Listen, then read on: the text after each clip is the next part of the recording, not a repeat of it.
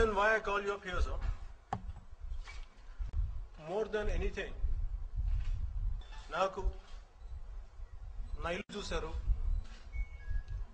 నన్ను చూశారు, మొత్తం నా ఇల్లు మొత్తాన్ని కనిపిస్తున్నాయి.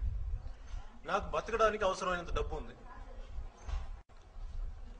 నాకు ఎంత పాపులారిటీ ఉందో నాకు తెలియదు, ఖచ్చితంగా అభిమానులు అయితే ఉన్నారు, ప్రేమించే వ్యక్తులు మట్టుకు ఉన్నారు. నాకు అంత పాపులారిటీ ఉంది. నాకు ఒక 70 లక్షలు విలువ చేసే ఒక ఆడి కార్ ఉంది. ఇంకో 2 కార్లు కూడా ఏవో ఉన్నాయి, పేర్లు కూడా నాకు తెలియదు, ఆస్ట్రా ఏదో ఉన్నాయి కార్లు. ఇన్ని ఉన్నా కానీ నాకు ఎప్పుడు ఏదో ఒక తెలియని బాధ, తెలియని కోపం ఏదో ఉంటుంది. అదేదో నాకు అన్ని సంతోషంగా అన్ని బాగున్నాయని అనుకుంటా అంటున్నా, కానీ ఎప్పుడు ఒక వెళ్తుంటుంది. పొద్దున్న లెగవగానే పేపర్లో ఏదో ఒక గొడవ, హర్తాల్, బంద్, చనిపోయారు, బాంబ్ బ్లాస్ట్, చాలా బాధ ఉంటుంది. ఎవరికో హాస్పిటల్ సరైన వైద్యం లేక చనిపోయారు, గుండాల చేతులు ఎవరో మనుషులు చచ్చిపోయారు.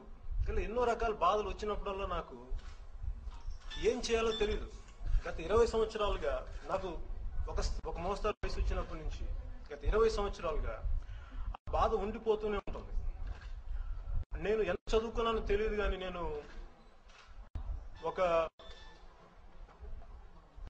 కరెక్ట్గా నేను ఇంటర్వ్యూ 2 సార్లు 3 సార్లు నాకు గుర్తు కూడా లేదు, నేను ఫెయిల్ అయ్యాను. నాకు పెద్ద చదువు కూడా లేదు, నాకు మామూలు కాలేజ్ చదువులు లేవు, కానీ నేను చదువుకునే వేరు. చిన్నప్పుడు ఎప్పుడో honesty is the best policy అని ఒక మోరల్ సైన్స్ బుక్ లో చదువుకున్నాను. సో నిజాయితీ అనేది చాలా ఎసెన్షియల్ అని నేను నేర్చుకున్నాను ఆ రోజున.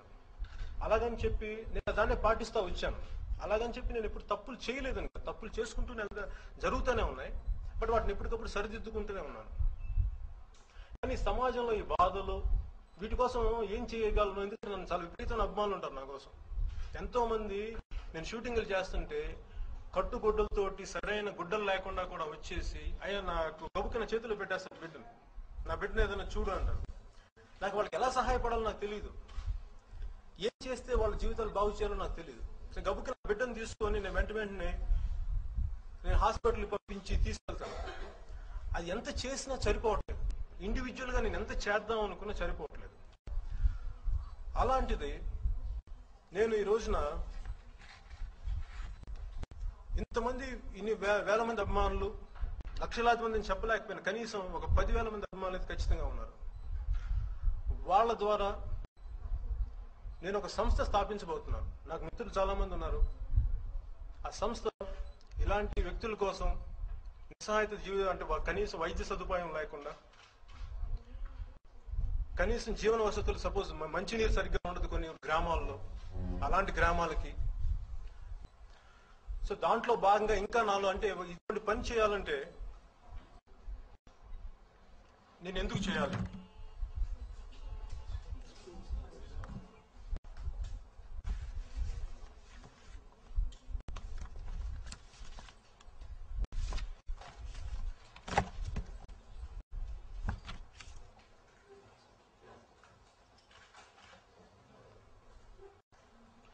ఇక్కడికి వచ్చిన అందరికీ నా పర్సనల్ ఎమోషన్స్ అయితే ఖచ్చితంగా లేవు.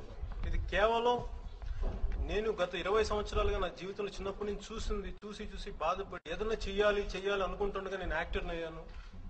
అలాగే ఎంతో మంది ఇండివిజువల్ గా సహాయపడుతూనే వచ్చాను, కానీ సరిపోవట్లేదు, నాకు తృప్తి రావట్లేదు. సో మెరుగైన సమాజం కోసం నేనేం చేయగలను అనుకుంటా ఉండేవాడిని.